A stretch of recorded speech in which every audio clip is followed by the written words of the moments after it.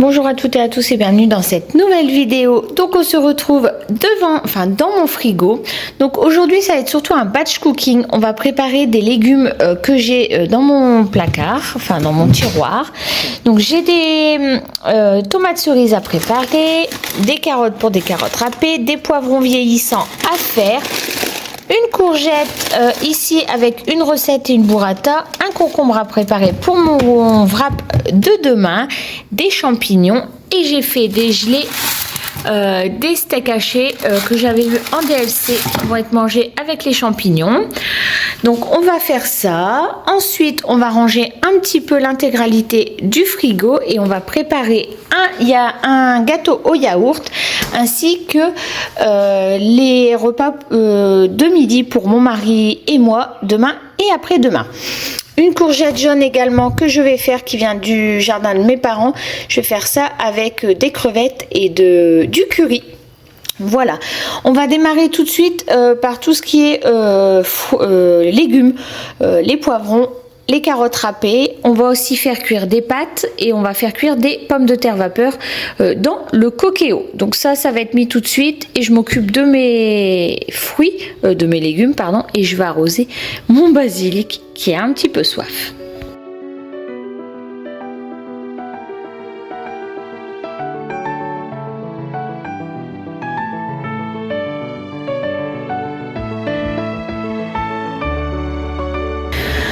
Alors, on va commencer tout de suite par les tomates. Donc, les tomates, je les enlève de leur socle.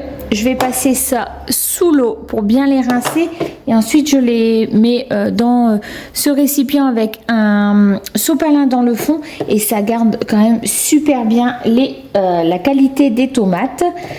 Donc, on va démarrer par ça. Celle-ci est abîmée, donc elle va aller dire bonjour à mes poules.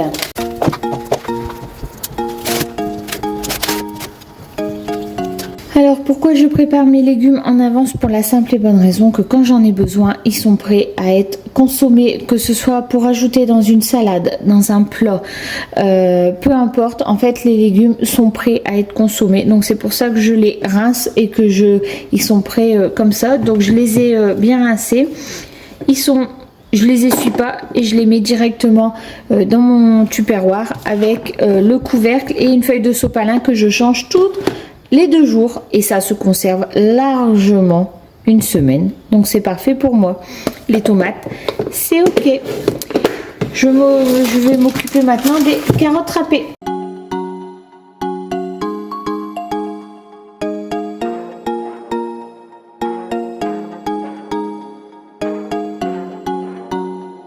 Un filet de jus de citron pour la conservation, 3 carottes. Et voilà, comme ça, moi je vais pouvoir en manger aussi bien le soir dans des salades ou je vais me faire des wraps saumon fumé. Donc je pourrais mettre en plus du concombre, des carottes râpées dans mon wrap. Un deuxième plat de près, hop, on ferme et ça part au frigo. Et comme à chaque fois que je fais du batch cooking ou du meal prep, on nettoie toujours sa zone entre deux et on range tout ce qui n'a plus besoin. Moi j'ai que mon bac ici pour mes poules après. Sinon là je vais nettoyer, je vais ranger mon moulinex parce que j'en ai plus besoin et je sors l'appareil que j'ai besoin pour mes poivrons. Alors avant de faire mes poivrons, je vais lancer mon Cookéo avec des pommes de terre vapeur. Donc je fais cette quantité là. Ce seront des pommes de terre qu'on pourra manger aussi bien froid qu'en repas froid qu'en repas chaud. Donc voilà, mon mari a besoin de gamelles comme moi pour les 2 prochains jours. Donc j'ai 4 gamelles à faire au total. On a les soirs aussi à manger, donc ce sera forcément mangé. Le but c'est que j'arrive à tirer jusqu'au moins samedi de manière à ce que je recuisine dimanche pour la reprise la semaine d'après. Pas de course de prévu ce week-end, j'ai encore de quoi, donc on va manger ce que l'on a. Donc je continue à vider en plus ce que j'ai parce que ces pommes de terre là ont déjà une quinzaine de jours. Donc voilà. Je mets ça dans le Cookéo et puis on passe à mes poivrons que vous voyez là-bas dans le fond.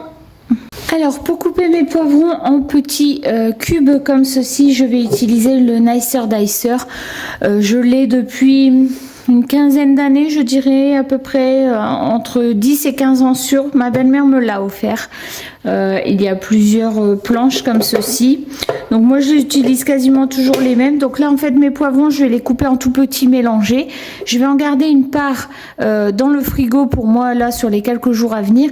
Et le reste je vais l'étaler sur ma plaque de cuisson dans un sachet congélation, et comme ça je les aurai au congélateur prêts à mettre dans une salade de dernière minute à mettre comme ça, et au moins ça fera pas un bloc dans le congélateur. Donc je vais les congeler à plat de manière à pouvoir les utiliser quand j'en ai besoin.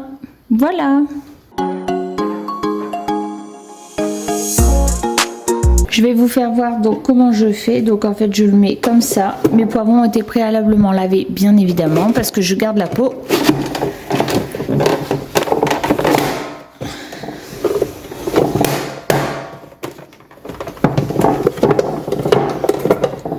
Et voilà, vous avez des tout petits carrés de poivrons comme ceci. Et donc là je vais tous les faire. On va les mélanger et je vous fais voir ce que ça donne à la fin. Je vous mets tout ça en version replay ultra rapide et je vous fais voir à la fin ce que ça donne.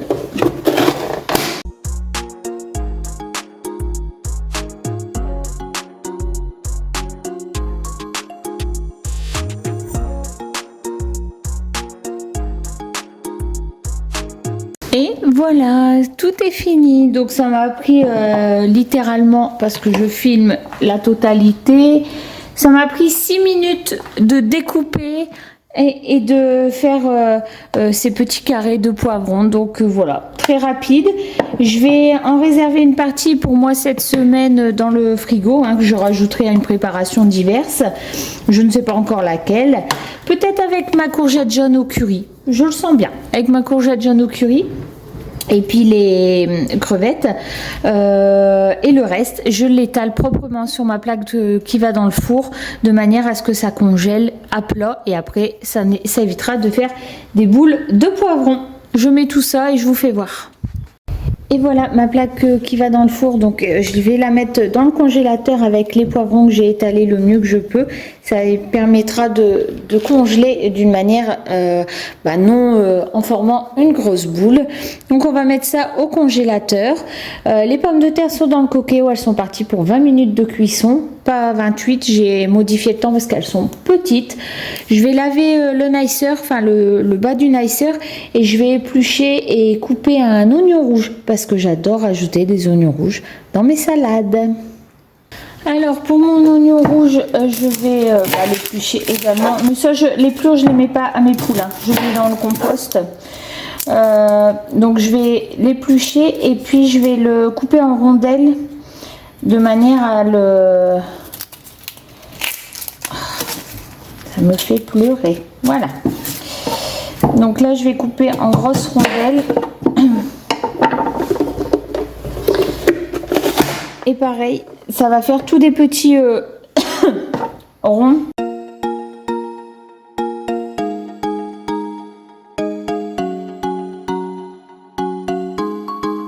Voilà, le supplice de l'oignon est fini. J'ai pleuré qu'une seule fois, c'est pratique. J'ai les yeux en feu. Ah, c'est vraiment une pitié, mais c'est tellement bon. Donc voilà, j'ai mes petits bouts. Donc ça pareil, ça va être réservé dans un plat au frigo. Alors là, on va attaquer les recettes dans le four. Donc je vais en faire deux. Je vais faire des muffins pour moi, mes collations de l'après-midi avec un fruit bien sûr. Mon mari les prendra également, et ensuite nous allons faire une tarte. Je vais voir, je voulais faire une tarte pesto courgette burrata, mais je n'ai qu'une courgette, à moins que je prenne aussi un peu de ma courgette jaune. Je vais voir comment je vais gérer. Pour le moment, on va s'occuper des muffins. Donc je vous mets la recette qui est ici, je l'ai déjà faite plusieurs fois, elle est excellente. Donc il vous faudra 125 g de farine, un sachet de levure chimique, de la compote de pommes sans sucre ajouté. Donc moi j'ai celle-ci qui est pomme vanille, elle est excellente. Un petit fromage frais, donc j'ai pris un petit suisse d'un de mes enfants, goût fraise vanille, très bien, ça passe. 2 œufs, 2 cuillères à soupe de purée d'amande. Donc moi j'ai pas de purée d'amande, mais ce sera du beurre de cacahuète, c'est très bon aussi, je l'ai déjà fait. 30 g de sucre de canne, de l'huile de tournesol, des pépites de chocolat. Je finis mon sachet qu'il me reste en chocolat noir corsé et bien sûr un moule à muffins. Donc je vous laisse mettre sur pause, je vous l'approche et je vous laisserai mettre sur pause si vous voulez prendre la recette. Voilà, et bien écoutez, je prépare ma pâte à muffins, je vous fais voir à quoi elle ressemble et puis ensuite on va mettre ça dans le four le temps qu'on va faire cuire après des pâtes et on va se mettre à mes champignons. Voilà, ma pâte est belle et bien homogène. Donc maintenant je vais remplir mes petites caissettes. Ça m'a littéralement pris, je sais pas, 5 minutes peut-être, merde, je viens d'en foutre partout. On va faire autrement pour remplir. Voilà. Donc normalement c'est annoncé pour 6 muffins, mais moi j'ai sorti 8 caissettes. Parce qu'en fait je vais en faire des petits muffins. Le but c'est pas d'en avoir des trop gros. Donc voilà. Je préfère en faire 8 petits. Ça sent trop bon le beurre de cacahuète. Alors moi qui est devenue une grande fan. Ça sent vraiment très bon. En fait il faut mettre... je dirais 2 cuillères à soupe par caissette de muffins à peu près. À peu près. Ça, il faut les remplir aux 3/4. Je fais le cochon.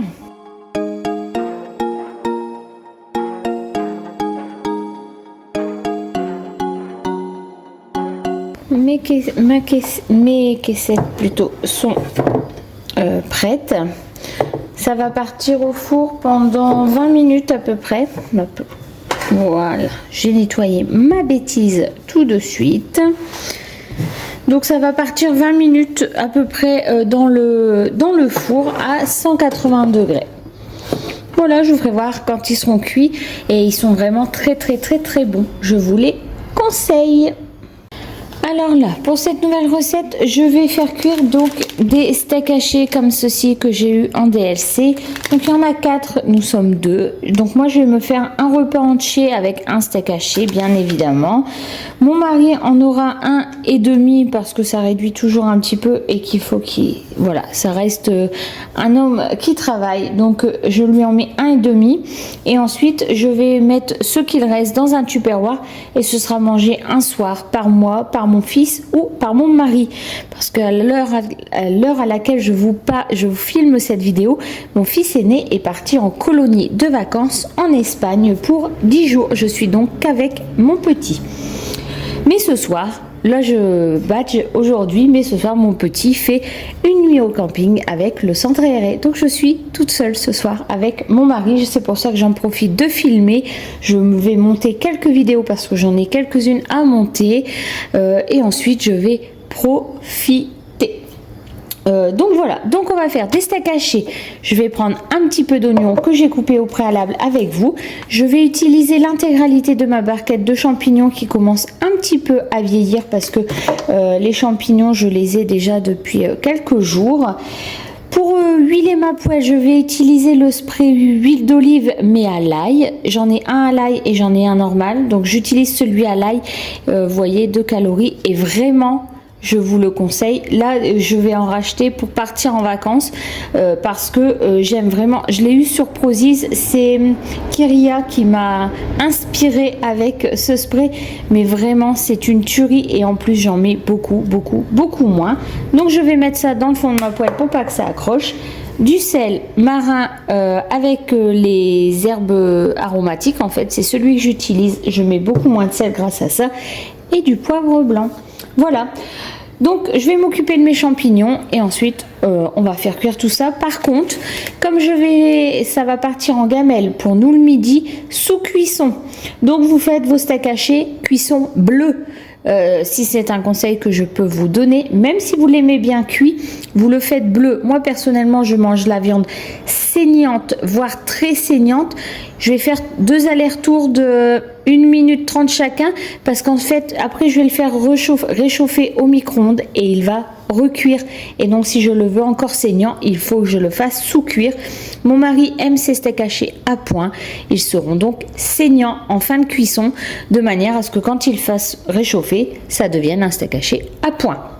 C'est la petite astuce que moi j'utilise. Comme on mange à la gamelle tous les jours, tous les deux. Alors mon mari beaucoup moins, mais moi depuis plus d'un an je mange à la gamelle tous les midis. Donc voilà, c'est comme ça. Et j'ai fait 17 ans de gamelle à mon mari avant de faire les miennes. Donc c'est comme ça que je fonctionne et ça va très bien. Allons-y pour le nettoyage et je vais éplucher un petit peu les champignons qui sont abîmés. Alors, je viens de mettre en route ma plaque de cuisson. Donc, un spray d'huile d'olive à l'ail. Ça sent bon l'ail, j'adore l'ail. Heureusement, mon mari aussi, sinon on serait un peu, voilà, ça serait un peu compliqué. Quelques oignons rouges, bah déjà tout prêt, hein, ça c'est l'avantage. On va faire revenir les steaks hachés avec les oignons et ensuite je retire les steaks hachés pour faire revenir mes champignons qui sont ici préalablement tout découpés. On salera, on poivrera et voilà, comme ça je ferai après nos 2 gamelles et je vous ferai voir bien sûr à la fin tout ce que j'ai fait. Mes pommes de terre dans le Cookéo sont finies également, donc je vais les sortir le temps que ça revienne tout doucement. Voilà, j'ai sorti mes steaks hachés de ma poêle, j'y ai mis mes champignons avec mes oignons. Donc on va faire réduire ça tranquillement jusqu'à temps qu'il y ait le moins de jus possible. Et ensuite je crèmerai un petit peu, mais pas beaucoup, 2 à 3 cuillères à soupe de crème, c'est tout.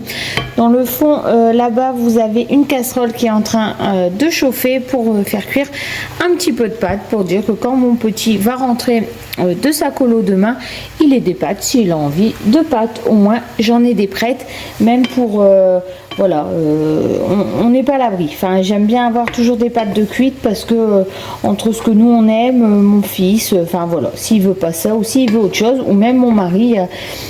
Il y a quelques jours, moi j'ai mangé des croque-monsieur parce que je voulais des croque-monsieur. Mon mari, il y avait un reste de pâtes, il a mangé des pâtes avec de la sauce tomate. Donc voilà. Donc je vais faire cuire un petit peu de pâtes, pas de trop, mais un petit peu quand même. Et en attendant, ça va réduire. Voilà. Alors pour cette nouvelle recette, donc ça va être des crevettes avec de la courgette jaune et du curry. Je ne vais pas vous détailler la recette dans cette vidéo parce que je suis en train de faire une autre vidéo qui est axée sur uniquement des recettes à base de courgettes parce que les courgettes commencent à exploser là en ce moment dans les jardins. Donc je vais vous faire une vidéo remplie de recettes différentes que moi je peux consommer avec des courgettes. Donc là vous avez la base, par contre vous aurez la recette exacte dans la vidéo qui sera dédiée à ces courgettes. Donc voilà, mais sinon j'ai besoin de courgettes jaunes ou des vertes ou un mix des deux, peu importe. Des crevettes, alors moi c'est des crevettes que j'ai eu à 50%. Parti au congèle, mon spray à l'huile d'olive et uniquement l'huile d'olive, j'ai pas mis celui à l'ail, et on va prendre également un petit peu d'oignon rouge, en épices du sel, du poivre, bien évidemment mon sel comme d'habitude, mon poivre et du curry. Voilà. On se retrouve dans l'autre vidéo si vous voulez la recette. D'ailleurs, n'hésitez pas à vous abonner si vous n'êtes pas abonné.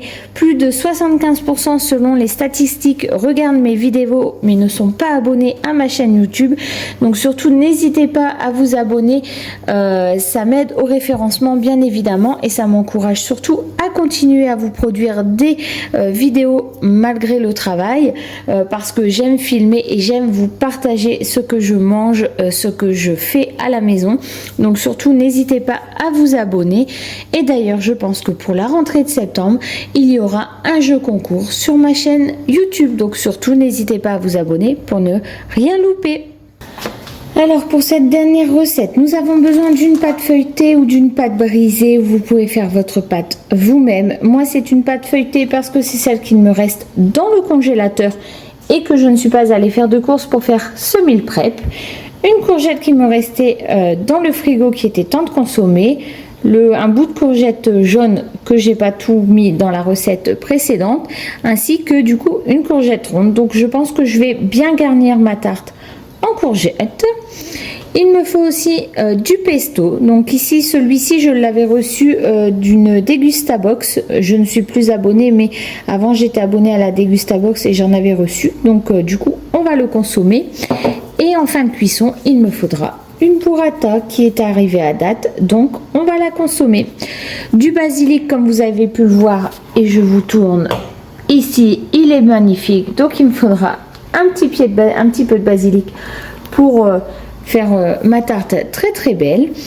Et voilà, donc ça je vais le cuisiner là à l'instant et ça partira dans le four, mais vous aurez la recette dans une autre vidéo. Admirez-moi cette beauté de tarte, c'était un vrai régal, je vous la conseille à 300%. Alors on va résumer ce petit batch qui m'a pris 2 heures. Mon lave-vaisselle est en route, donc c'est parfait.